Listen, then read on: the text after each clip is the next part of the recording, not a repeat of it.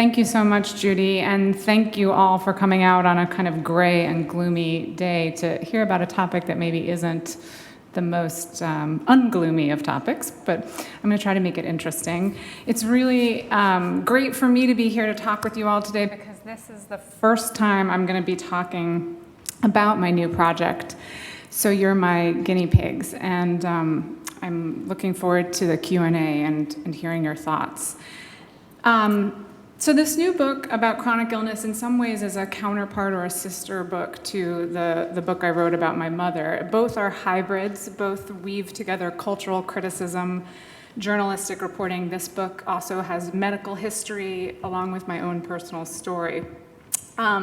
Because the last book was about death and this is about illness, I think I'm hopefully moving in a good direction. But I do think about other things other than sad topics. But I'm really interested in these subjects because of the ways that it seems to me we don't want to look too closely at them, or we have certain narratives we tell ourselves that, to me, seem like they're not the full story.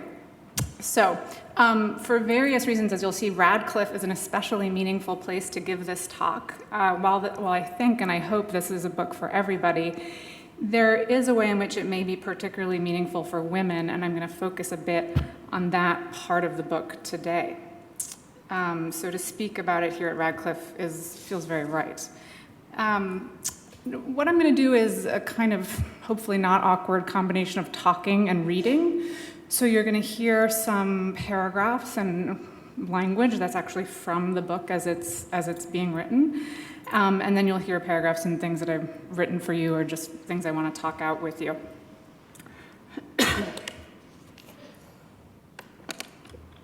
This is also my first time using any kind of slides. So, here we go. Okay. So, illness narratives usually have startling beginnings as we hear of them. The fall at the supermarket, the lump discovered in the abdomen, the doctor's sudden call. Not mine. I got sick the way Hemingway says you go broke, gradually and then suddenly. One way to tell the story is to say that I was ill for a long time, at least 10 years, before any doctor I saw realized that I had a disease. Another way to say it is that it took hold in 2009, the year after my mother died, when a debilitating fatigue overcame me. My lymph nodes ached for months, and a test suggested that I had recently had, or still had, 3 viruses, including Epstein-Barr or mono. Another way to tell the story, and during that time, at times my brain seemed enveloped in a thick gray fog. I had daily hives, I had migraines, I had a buzzing in my throat, my feet were numb, I kept fainting unexpectedly. When I woke in the morning, it often felt that all the energy had already drained out of my body.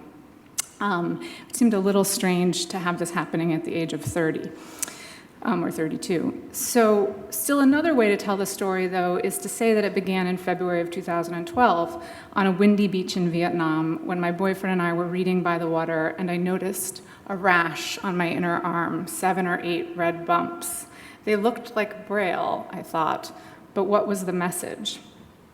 Trying to answer that question is how I came to be here working on the book. Obviously, my interest in the subject is personal. When I got home from Vietnam, I became really sick, and it took a long time to figure out what was wrong. In the end, I was ultimately diagnosed, as Judy said, with multiple autoimmune disorders, as well ultimately as Lyme disease and a co-infection. But nothing I did for a while seemed to help me feel better. I ended up embarking on a complicated, expensive, and at times overwhelming quest for answers, treatment, and understanding. Along the way, the meaning of that message, as I thought of it, changed, and it became what I've been calling for my own purposes a kind of illness as semaphore, an outgrowth of Susan Sontag's idea of illness as metaphor. I'm going to just take you forward to that. The idea that in illness we find a system of metaphors, and I would also say just signs that we read into, often mistakenly. And we'll come back to this. But I did just want to give us these 2 quotes from Sontag's book, which was published in 1978, to have as in the backs of our minds. So the first is, nothing is more punitive than to give a disease a meaning. that meaning being invariably a moralistic one. The second being theories that diseases are caused by mental states and can be cured by willpower are always an index of how much is not understood about the physical terrain of a disease. We can argue with that, but these are quotes I want us to just have on our minds. The subjective experience of illness has always been hard to convey. Long-term illness is hard to talk about with anyone who hasn't experienced it. My aim, though, is to find an isthmus, a spit of land, connecting the chronically fatigued and mysteriously pain-ridden and those whose bodies are slowly demolishing themselves from within to the well. If it's an aim that is in some ways surely foiled from the start. No such bridge exists, but it is my job here in the book to build one. Illness is in some ways the sunset of our bodies, the place where life shifts into a permanent night. If mortality is the ultimate flaw in the machine, illness is the reminder that we are all human, that we are all embodied, and that we all may face these issues at some point. So today I'm going to talk about the rise of chronic diseases and some of the reasons for that rise. There are several aims. One is to illuminate the shadowy world of living with poorly understood illnesses. The second, as I indicated, is to suggest we often psychologize disease, especially when we don't understand their biological underpinnings. The third is to point out how and why our current medical system, for all its truly extraordinary capabilities, is, I think, particularly ill-equipped to handle the dramatic rise in chronic illnesses that we're witnessing. It's best at acute care and not as good at the complexities of chronic or even preventative care. I wrote about this at length recently in the Atlantic Monthly. I'm not going to explore it that much today, but we can talk about it in the Q&A. So today I'm just going to focus on autoimmune disease for the sake of narrowing our conversation. Okay, so if every age has its representative, poorly understood, and highly symbolic disease, I would argue that ours is autoimmunity, in which the immune system mistakenly turns on the body's own healthy tissue and is no longer able to recognize the difference between what immunologists call, quote, self and non-self. So that's a very rich definition already there in the beginning. Its cells fail to tolerate, another word that gets used a lot, the very tissues and organs it is designed to protect, sort of like soldiers who've unknowingly turned on the fortress they're protecting, which is something you often see, right, in like action movies. Sort of the soldiers get taken over, and then they end up attacking the people they're trying to help. Autoimmunity is the largest category of chronic illness in the US. It affects an estimated 50 million people, which for those of you who don't do numbers very well, like me, it's nearly 1 in 6. It has a huge impact on healthcare costs and on people's livelihoods. Researchers who work on it describe it as a public health crisis. It's rising at what some of these scientists call, quote, epidemic rates.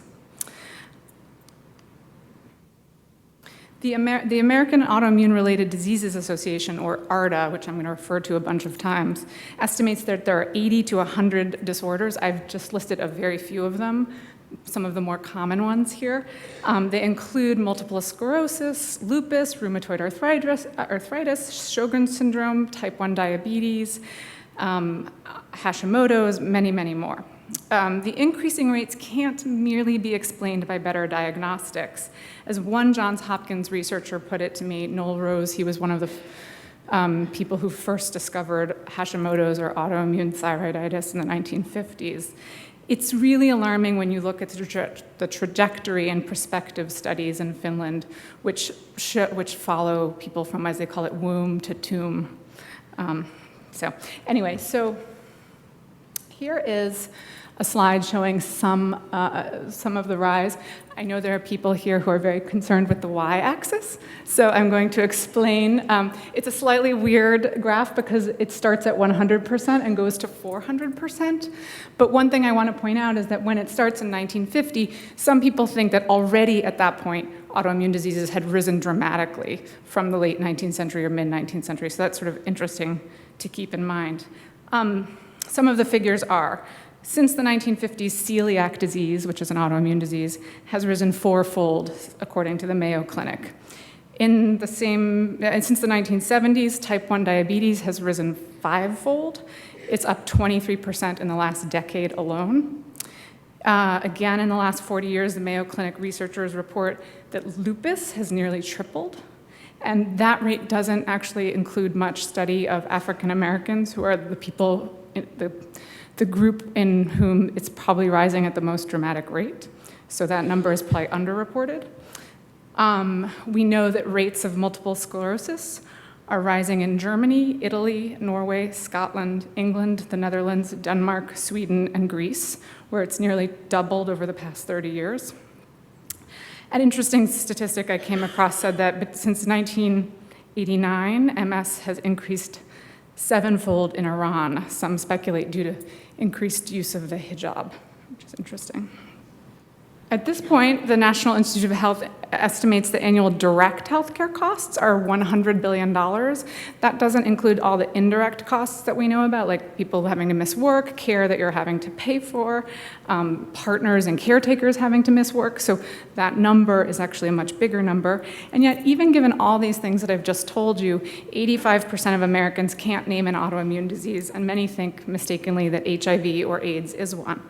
Much of the medical community doesn't understand it that well, and importantly, early-stage autoimmune disorders are often dismissed by doctors and looked on skeptically.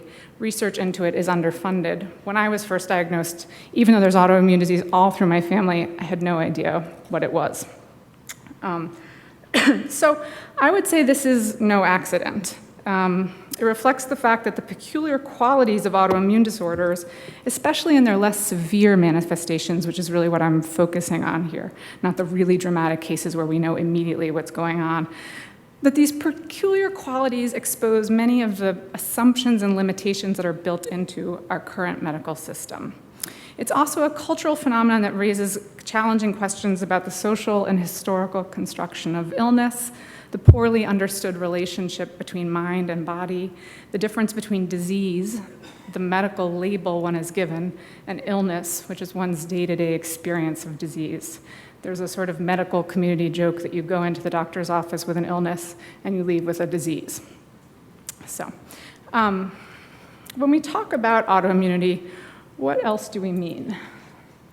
So, I want to give you a quick picture of what it looks like on the ground. In autoimmunity, something goes wrong with the normal immune response, and rather than create antibodies to external things, viruses, et cetera, the body creates autoantibodies, or antibodies to what immunologists call self-antigens. Don't worry, there's no quiz.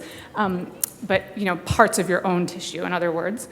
And it's just not clear yet exactly how or why this, quote, mistake gets made. Researchers do know that autoimmune diseases are partly genetic and partly what they call environmental. So here we have a little graph of genes, environment, immune regulation with autoimmune disease in the center. In this thinking, genetic susceptibilities are, quote, triggered by environment, such as a virus.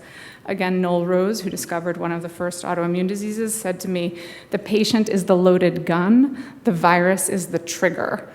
But the rise also appears to be directly connected to environmental changes. In fact, autoimmune diseases are called Western diseases by many researchers because they happen much less often in developing countries. Evidence is mounting that specific environmental changes, including the more than 100,000 man-made chemicals we've introduced to the environment since World War II, our increasingly hygienic environment, and shifts in our food system, including a diet heavy in processed foods, and all of the resulting changes in our microbiome, or our gut, the bacteria in our gut, are playing a role. So here we have just that. Pollutants, altered microbiome, epigenetics, which is the inheritable changes of gene expression, which seems to play a role too. People think the hygiene hypothesis. There's some evidence that children who grow up on farms aren't as likely to get autoimmune disease, aren't as likely to have severe allergies like asthma, which is a slightly different kind of immune dysregulation, but seems to have some connection.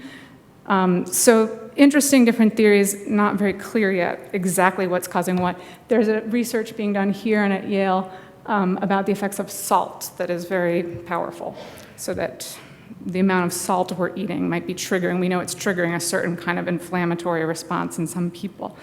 In other words, what I'm interested in is that it may be the case that we've caused our own autoimmunity, albeit unintentionally. And autoimmunity, some researchers now say, is the new silent spring. You remember Rachel Carson's book about pesticides. So, although autoimmunity is the leading cause of chronic illness, it remains, as I've been suggesting, as much of a medical frontier today as syphilis or TB was in the 19th century. My experience of feeling unwell for years before I got a diagnosis turned out to be typical.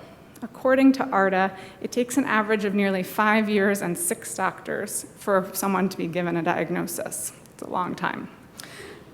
Because it can be systemic or affect multiple organs, patients can end up consulting different specialists for different symptoms. So you have a dermatologist for your hives, an endocrinologist for something else is wrong in your hormones, a neurologist for the neurological sensations, a rheumatologist for the aches and pains, et cetera. In this sense, the Western medical structure is not very helpful, right? We have cancer centers that are designed to deal with people who are undergoing chemotherapy and who have cancer, where the patient can go from doctor to doctor. We don't have autoimmune centers. As a result, one of the women I've interviewed, I'm doing a lot of interviewing of people who have diseases, said to me that, well, ironically or interestingly, she had been for 20 years kind of high up at Pfizer, I think it was Pfizer, dealing with the marketing of patient-doctor relationships, and ended up getting sick and said, I just found myself in exactly the situation that I had been counseling patients to find ways to avoid. So she said, she had heart symptoms, she had neurological, she said, I went to each doctor, and each time, as well-intentioned and wonderful as many of the doctors were, she felt that they were just trying to kind of cross their organ off the list, right, and say, your heart isn't the cause of the problem. So in the end, she had spent a lot of time, a lot of energy, and she still had no answers and no help. So there are many different factors then contributing to the shadowiness surrounding the experience of being sick with this kind of chronic illness. But I want to focus on 3 today. So first, there's no clear etiology. It's not like a virus or a bacteria. There are lots of different ways to become autoimmune, we think. They have often no obvious onset. They don't early on have effects discernible by lab work sometimes. They come and go. They're famously relapsing and remitting. And they're called the invisible illness because patients often look quite well, even as they're having trouble functioning. Okay, so as a result, they're easy to psychologize or dismiss as psychosomatic. 45% of all autoimmune patients, according to ARDA, are told early on that they're hypochondriacs.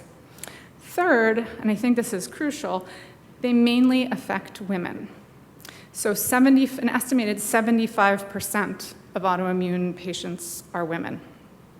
Okay, so given all this, I want to look more deeply at the challenges that autoimmunity presents to common conceptions of disease. And very crudely, I want to outline 3 ways that we think about disease today.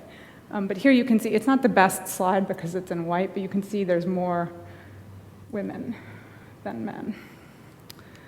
Okay, so this is a little crude, but let's say we could describe our current concepts of disease in 3 ways. First, a disease that's a kind of a specific entity, like smallpox or influenza. Second, a disease or condition that we all believe is real. I'm not sure why I put that in quotes, except it's such a problematic word, but caused or exacerbated by your mind, right? So we can think of a panic attack. We can think about stress, even the way that ulcers once were conceived of, right? That you would have an ulcer and be told not to worry so much, not to have so much concern in your life. Now we know that bacteria plays a role in forming ulcers. And then finally, the third kind, the disease that's all in your head, right? So hypochondria, maybe Munchausen's by proxy. My model for this is always Woody Allen and Hannah and her sisters. He's obsessed with the brain tumor he doesn't have. I think we can all relate to that in some ways. So one of the challenges that I'm I'm arguing is that autoimmunity doesn't fit neatly into category 1. And actually, the Harvard historian Charles Rosenberg, who's here somewhere, recently wrote a wonderful introduction to a history of autoimmunity where he says something very similar, that it's not one specific disease entity.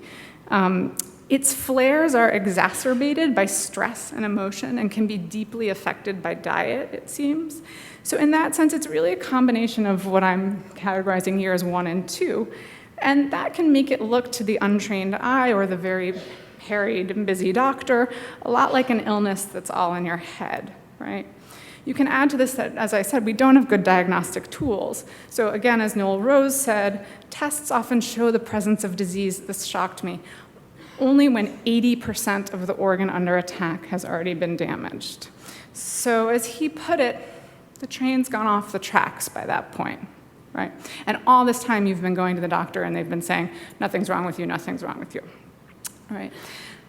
So there are researchers, the hopeful side is there are researchers working on finding earlier markers, and they have, I think, found some earlier markers. But this has not made its way from research to implementation.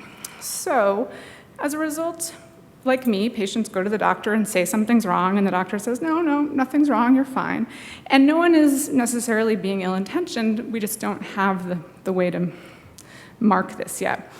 What's more, and this is even more complicated, as various immunologists have explained to me, autoimmune disease tends to or can affect the brain as well as other organs, right? So not only your thyroid is under attack, not only your blood proteins are under attack, but your brain is maybe under attack too. So autoimmune patients are sometimes anxious and depressed in addition to everything else, which makes it even easier if a patient comes in and you don't find anything to say, look, I really think you should see a psychiatrist, right?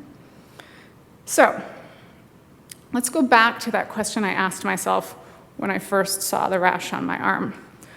What is the message? May seem like a strange question to ask about a disease.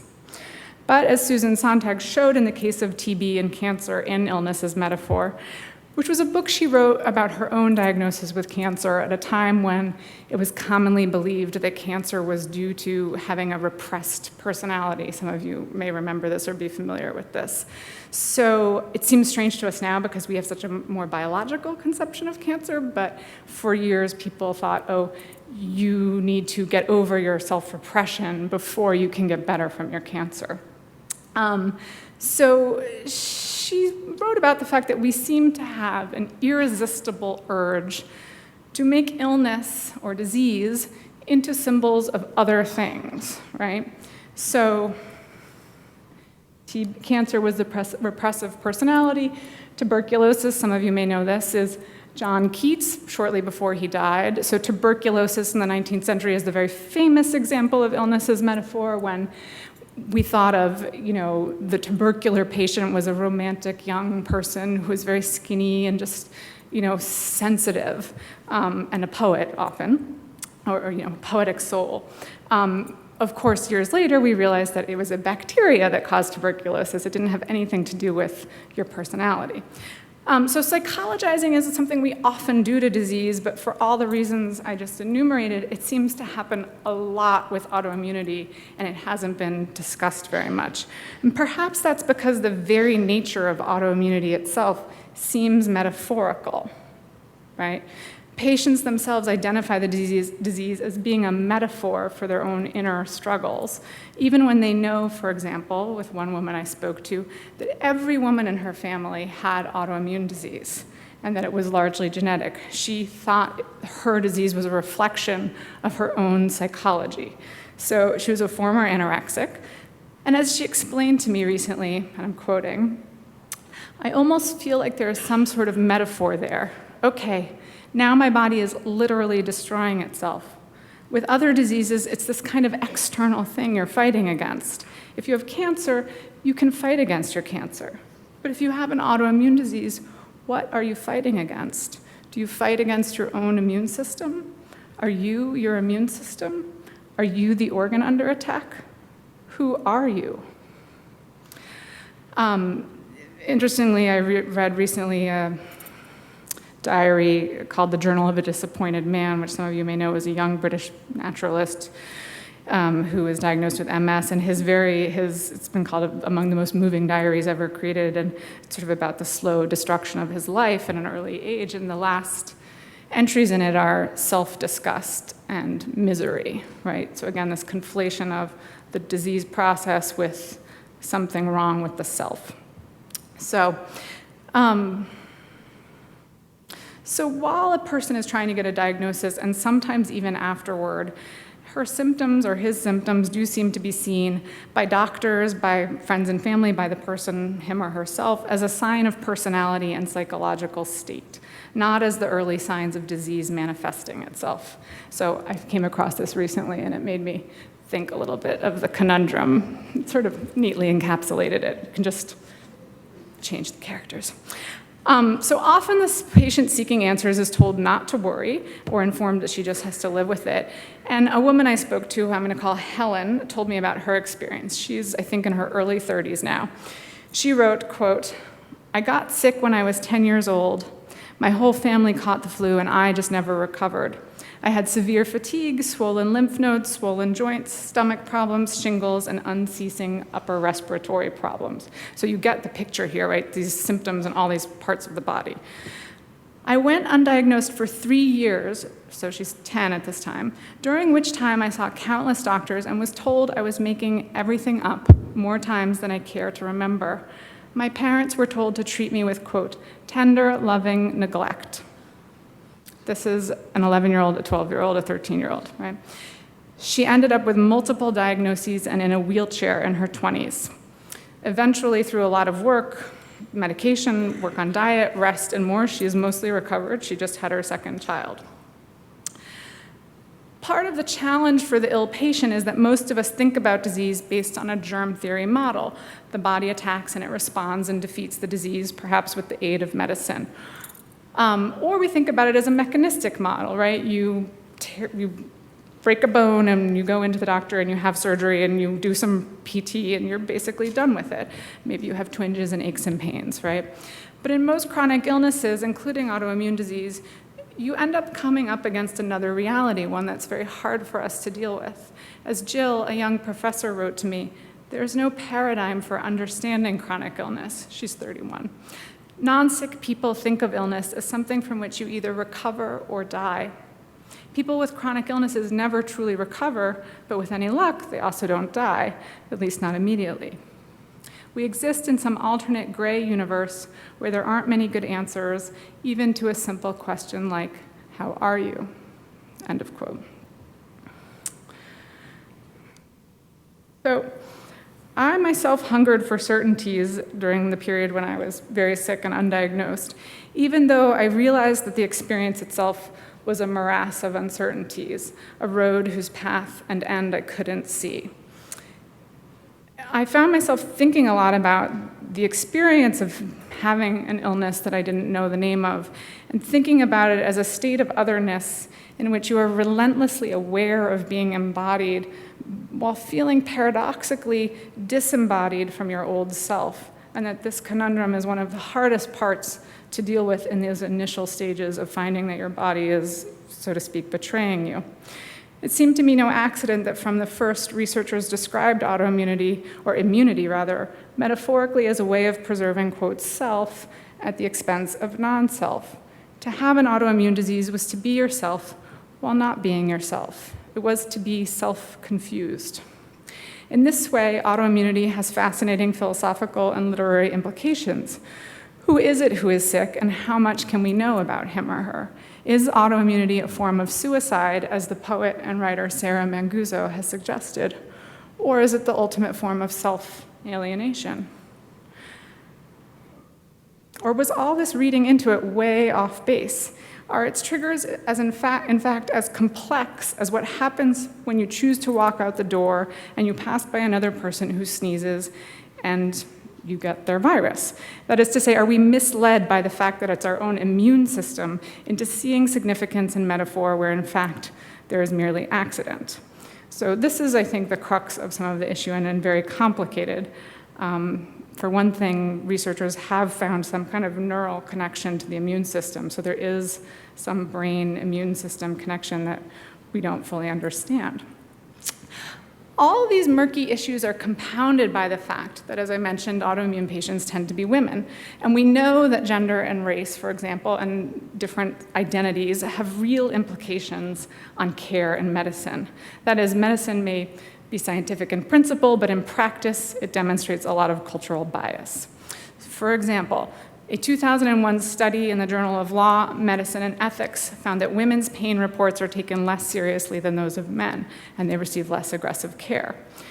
Another study showed women are more likely to be given sedatives and antidepressants, whereas men are given pain medication for their pain.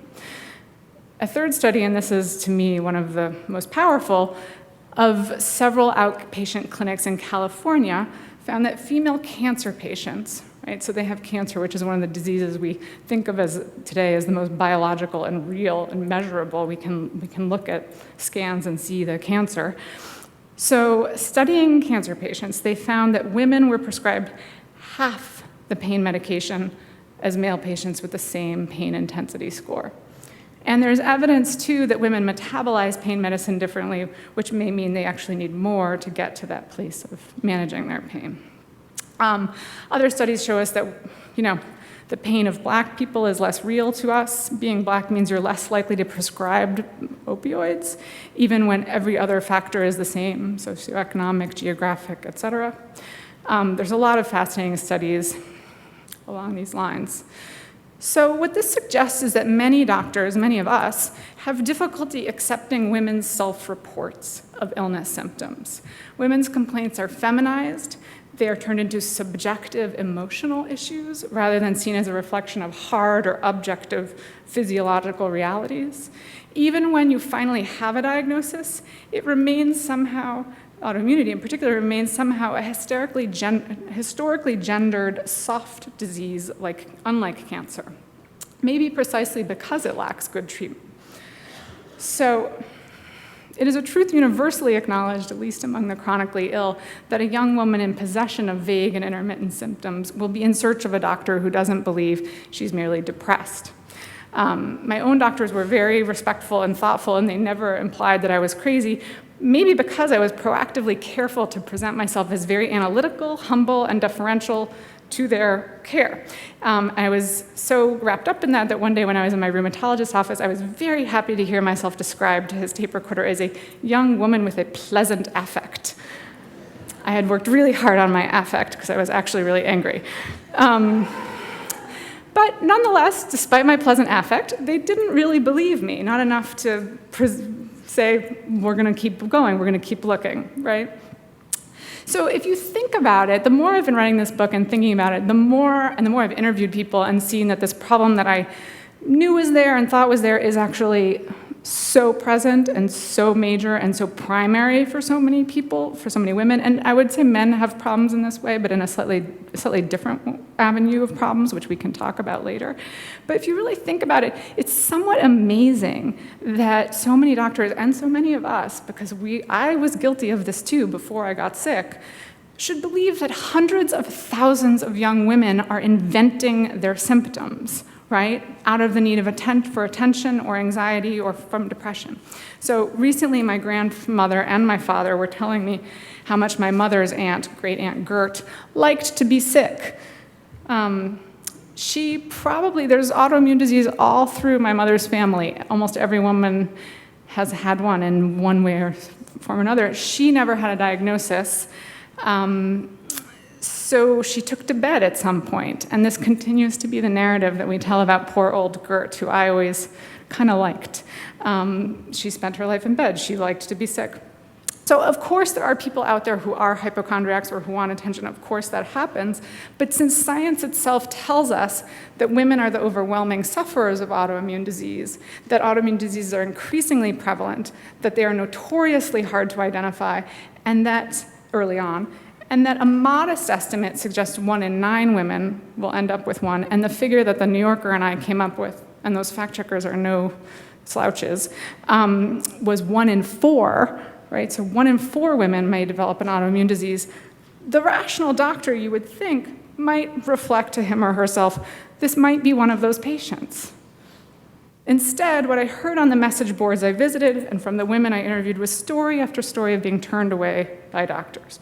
Worse, and fascinatingly, even once they were identified as having a disease, they had a diagnosis, when they went in complaining of pain or discomfort or fatigue, which is a very common symptom, the doctor would say, "Aren't you maybe depressed?" So, one of the things I'm trying to say is that when women are sick, even today, the first question is not what's wrong with them, but why something's wrong with them. So, let's move forward and backward. Where did this pervasive belief in the falsity of female illness derive from, and why does it persist? It's a very complicated question, but I think one part of it is that we do know historically in the US, doctors have tended to pathologize women's illnesses. So think of hysteria or the neurasthenic woman from the 19th century. Interestingly enough, neurasthenia in its early days, which was a disease of the nerves in which the nerves made you exhausted and have multiple symptoms, was exclusively a male disease. It was thought to be an American problem from, kind of too much brain work so it was like kind of a good disease to get. You kind of it was like a humble brag to have neurasthenia a little bit initially. But it's the female typology that's persisted for many of us. So I had never heard of neurasthenic man, but I'd heard many people refer to a neurasthenic women. And in fact, if you Google the phrase neurasthenia, twice as many hits come up for a neurasthenic woman as for neurasthenic men, even though originally it was a male diagnosis. So I think there's a bit of a historical irony worth teasing out here. In the 19th century, before Freud redefined them, hysteria and neurasthenia were conceived of first, as I was saying, as really physiological diseases. The nerves could actually cause malformation of the body. They could cause things like seizures, pelvic lesions, numbness in the limbs, along with more psychological symptoms like depression or anxiety or this. So initially, their treatment was partly rooted in a real faith that something was wrong in the body as well as the mind. And that does change over the course of the 19th century. But it's, again, that origin of the physiological reality behind a mental reality, right? After Freud, feminist historians came to see many of these illnesses, if you think of readings of Charlotte Perkins Gilman or Alice James, who I'm going to talk about, as almost exclusively an expression of mental distress, of an unconscious rebellion against an oppressive patriarchy. And as important as these rereadings of illness were, one of the ironies is that they don't allow for the idea that maybe some of these women were actually sick. So in some sense, all of these readings may have contributed to Freud and the feminists have contributed to our difficulty in seeing female illness as biological rather than emotional. So here's kind of the early nerve and brain tablets for the treatment and cure of men's special diseases and all the disturbances of the entire nervous system. So those early illnesses, and here's when it becomes for women. "Hello, Mary, what time? Say, what's that noise? How can you stand it?" "Oh, that's the children playing. Since I have been taking Nervine, nothing bothers me." I kind of wish I had it myself. So these illnesses, right, these kind of vague illnesses with these rotating symptoms were, in other words, read more as semaphore for psychological distress rather than symptoms of actual diseases. And again, surely some of them were just psychological distress. But now I think when you go into a doctor's office with its sleek antiseptic surfaces and its very precise measuring tools, there is this way in which the female body that is experiencing vague and intermittent symptoms like fatigue and anxiety and pain even, is unconsciously viewed once again as semaphore, right? The very symptoms are seen as an implicit expression of the patient's dissatisfaction with her life. Even maybe she becomes a kind of embodied current critique of authority, and particularly male authority. So the legacy of hysteria also means that vague and slowly emerging illnesses have somehow become feminized, right? The kind of thing that hard science doesn't like to deal with. Autoimmunity, fibromyalgia, chronic fatigue syndrome, these are today's hysteria. But we've ironically kind of forgotten the part where the original doctors thought there was a physiological problem at work that had to do with disruption from a kind of homeostasis, which it seems like these diseases may actually reflect. Interestingly, with chronic fatigue, we can see real changes in the brain and physiological function of many of those patients. So what's interesting, again, about autoimmune disease is that these psychological readings persist even after diagnosis. So I want to tell you a little bit about a young woman I'm going to call Emily, who had, since she was 14, a severe case of endometriosis, which is an immune-modulated disease where tissue from the uterus ends up coating other organs. It can be extremely painful, and it's hard to diagnose without surgery. She was given a diagnosis of stage 4 disease, where there's multiple organs stuck together and lots of bad things going on, after passing out in the street one day in her 20s, passing out from pain, which she used to do routinely every month. By that time, perhaps unsurprisingly, she had also had a diagnosis of depression, right? She had, since she was 14, had to circumscribe her life in order to plan around these periods of extreme pain that no one could explain to her, so she had no narrative for it. After she got the endometriosis diagnosis a few years later, it seems like she contracted Lyme disease. She tested positive ultimately for it, but at the time she didn't know. She started having many different small problems: confusion, joint pain, severe pain, like electric shocks in her body. As she told me, quote, "When I started presenting to doctors with multiple symptoms in multiple systems, I saw that this became hypochondria. I was so aware of that labeling that I would lie. I would hold back details so they would believe me. If I didn't, the doctors would just look at me like I was crazy. I think you're really seriously depressed," one said. They kept trying to suggest my pain was in my head, even though they had my diagnosis. I would say, "No, my organs are stuck together. That is just a physical reality." So all this is obviously compounded by the fact that we don't have a clear sense of what causes autoimmune responses or how to treat it and so on.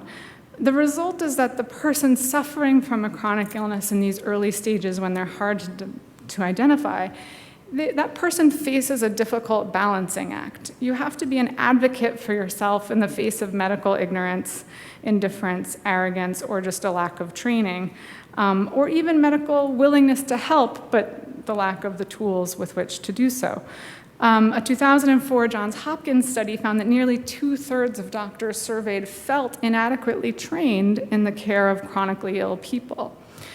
As a patient, you can't be deterred when you know something's wrong, but you do also have to be willing to ask how much is in your head and whether an obsessive attention to your symptoms is going to lead you to better health. This is a tricky balancing act. Even after diagnosis, you're often trapped in an epistemological maze. You need to monitor, adjust, and take care of yourself, all without ever worrying too much. So the chronically ill patient has to hold in mind two contradictory realities: insistence on the reality of her disease, right, and resistance to her own catastrophic fears. You have to learn what exacerbates your symptoms while trying not to let the illness colonize your mind. So why does this standoff between doctors and patients matter? First, it makes a big difference to the patient's experience. A diagnosis can be a great relief. One example I want to give you is that when Henry and William James's sister Alice, who was sick for years, and probably some of it was psychological, had been told again and again that her illness was just in her head, wrote in her diary at one point, "Ever since I have been ill, I have longed and longed for some palpable disease, no matter how conventionally dreadful a label it might have." When she finally was diagnosed with breast cancer, hardly a diagnosis that most of us greet with joy, she exclaimed to her diary, "To him who waits, all things come." Think about it. She was actually happier to be told she had breast cancer and was dying than to live with a vague illness that had no name, right? She had struggled alone for so long under what she also wrote in her diary and called, quote, "the monstrous mass of subjective sensations that doctors," as she called them, medical men, had told her she had personal responsibility for. She died, I think, months after that diagnosis and that exclamation to her diary. So second, I want to underscore that being heard and having a diagnosis isn't just an emotional need, it's a physical one, right? What's not being taken seriously here is not just the person, but the actual disease. So this matters because it takes so long for diagnosis to happen, if it happens at all, that in most cases enormous amounts of damage have been done by the time we start to do anything about it. And the more we know earlier on, the easier it is for the patient to adapt and decide if there are lifestyle changes she wants to make, or do the hard work of adapting to this new identity. Finally, we're starting to understand that some of the things we've traditionally separated, emotion from the mind from the body, et cetera, are turning out to be much more intertwined when it comes to living with disease than we understand. So, for example, having an empathetic doctor is helpful both emotionally and physically. This is a really startling study. It shows that diabetes patients have much better outcomes with high empathy doctors. The improvement in their condition is equivalent to their improvement on the most powerful drugs. So the effects of empathy are real, and they're also measurable in some cases. Even given all this, some doctors believe it's wrong to tell patients that they even have autoimmune processes because there's nothing to be done about it, which is true in some cases. I spoke to a practitioner recently who had made a gastrointestinal doctor very angry after telling his patient, who was also her patient, that the woman's hyperthyroidism was autoimmune in nature. The GI doctor went crazy and said, she doesn't need to know this, she doesn't need to know she has autoimmunity, there's nothing we can do about it, it's just gonna make her feel really sick, sicker than she is. So by now you've heard enough to know that this strikes me as a little bit paternalistic. And certainly it's against the trajectories of patients' rights over the past 40 years, right? It's not a completely unreasonable concern, it's important to say, that the doctor has. As Norton Hadler, who's a rheumatologist at UNC Chapel Hill, has written, we do know about the consequences of what we call, quote, negative labeling. If you give a person a diagnosis, they tend to feel sicker than they did without one. But that may be part of the journey that the patient has to go on, and it may be that we have to support that side of the journey rather than withholding information from the patient. So, the consequences of all this misreading of the body are late diagnosis, no diagnosis, undertreatment. Feeling unserved by medicine, people flee to internet and online communities for solutions, and this is a big part of what's going on now and part of what the book will be about. I just want to give you a little taste of it. So these are Facebook groups where people have gone to find advice and help, and emotional support, and practical advice, and I myself went in on them and found them very helpful, period. But it's important to say they're also full of a lot of mistakes. There's full of a lot of medical advice that is not sound and is full of errors. So you see sort of people talking about their B12 levels and their vitamin D levels. You also become very obsessed with your lab work, right? The sort of the data-driven era that we're in, the patient now can access to. But you see them getting emotional. Okay, so tell me what I think of my labs, et cetera. You also see them getting emotional support that they can't find elsewhere, which is very affecting, I think. And then you see the anger with the medical system, some of which, is productive and some of which results in these very unproductive threads where people who are not qualified to are telling people what medicine to take and how much to take and so on and so forth. But nonetheless, that anger, I think, is real and legitimate and needs to be listened to and acknowledged, right?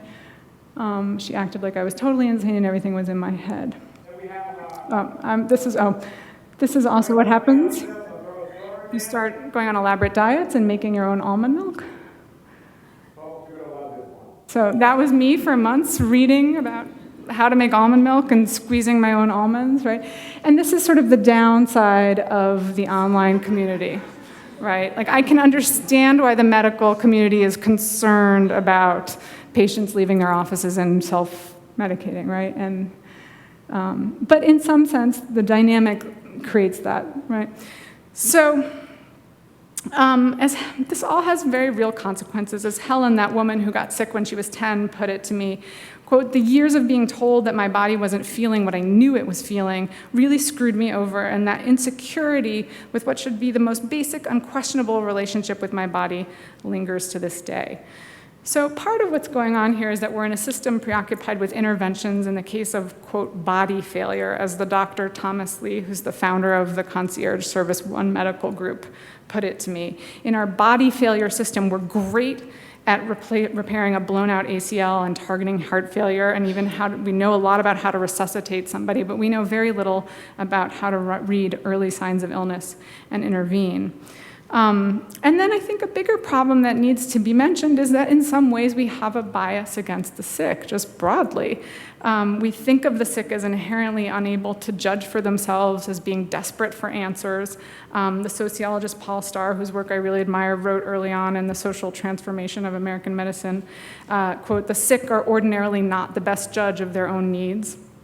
It's a sentiment you see repeated anytime you read, even from the most sympathetic-minded sociologists, anthropologists, et cetera. We still talk about medicine in terms of these authority models. The patient is, quote, non-compliant, right? Of course, it is the patient's body. But in literature, even, the sick person is often an unreliable narrator, mistaking a spiritual malaise for a disease, as in Thomas Mann's The Magic Mountain. So part of what I'm calling for in the book is a more capacious understanding of illness and a generosity of spirit toward those whose symptoms often seem hard to pin down and whose spirits may be as restive and needy as their bodies. So I'm hoping that will complicate some of our black and white thinking about the relationship between psychology and disease, because one of the hardest things about being chronically ill is that most people find what you're going through completely incomprehensible, if they even believe you are going through it. And in your loneliness and your preoccupation with adjusting to this enduring new reality, you want to be understood in a way that you can't be, right? Pain is always new to the sufferer, but loses its originality for those around him, wrote the 19th century French writer Alphonse Daudet, who had syphilis, which at the time was kind of very equivalent to these, so no one knew how to treat it. Then he wrote, and this always breaks my heart, "Everyone will get used to it except me." So, to sum up here, if this were a different kind of disease, its story might follow a neat arc, my diseases or whatever happened to me, from diagnosis to recovery. But the nature of autoimmune disease is to attack in cycles and to flare. You get better, you get worse. For a time, you believe that each time you get better, you're really better. And then one day you wake up and the wolf, as Flannery O'Connor, who died of lupus, put it, is inside again, destroying everything. There are still moments when I mourn my old robust state of health. I remember getting up early during those long months of summer as a teenager with the feeling that, like the boy in Robert Lowell's poem, Waking Early Sunday Morning, I sat, quote, like a dragon on time's hoard. I remember going downstairs before anyone had woken to walk the dog, up the dirt road by our cabin under the tall New England sugar maples. I'd throw the tennis ball for him, feeling the wet, cool dirt and gravel under my bare feet. And I remember being so lost in the sun and the dog's joy and my pleasure in those hours of freedom that I had no sense that I lived in a body, except as a thing that could feel the sun and the wind and the dog's cold nose. I first became fascinated by the idea of fate as a child. My father, who was an Egyptologist and a classicist, gave me and my brother a copy of D'Aulaire's Book of Greek Myths, an extravagantly illustrated account that we read until the paperback cover tore off. In it is an image of the Fates, the three sisters who spin and measure and cut the lives of men. Though each action is performed by a different sister, they're linked. To be spun is to be born, which is almost already to be ended, to be cut. From the age of 15 or so, I had an idle superstition that my fate was early sickness. Mainly, this was magical thinking. Everything had gone so well for me, something had to go wrong. Every time I got something I really wanted, it gave me a spidery shiver, as if I were drawing one step closer to a cliff I couldn't see.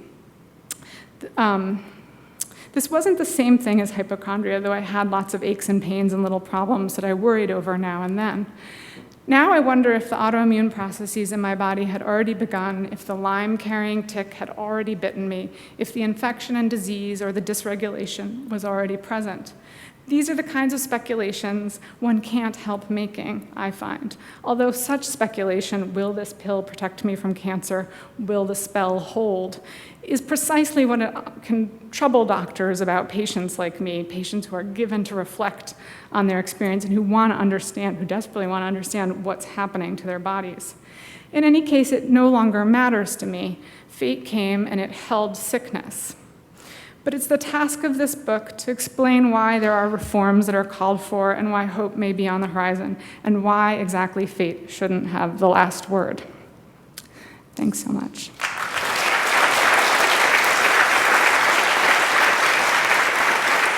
I just want to thank my research assistants, too. They've been invaluably helpful to this book. It's a wonderful program at Radcliffe, the Radcliffe Research Partners. Akriti Prasai, is she here? Hi, Akriti. Thank you for your help. Forrest Brown, I don't know if he's able to be here, Caleb Lewis, and Eleni Apostolatos, who I know couldn't be here. So thank you, research assistants.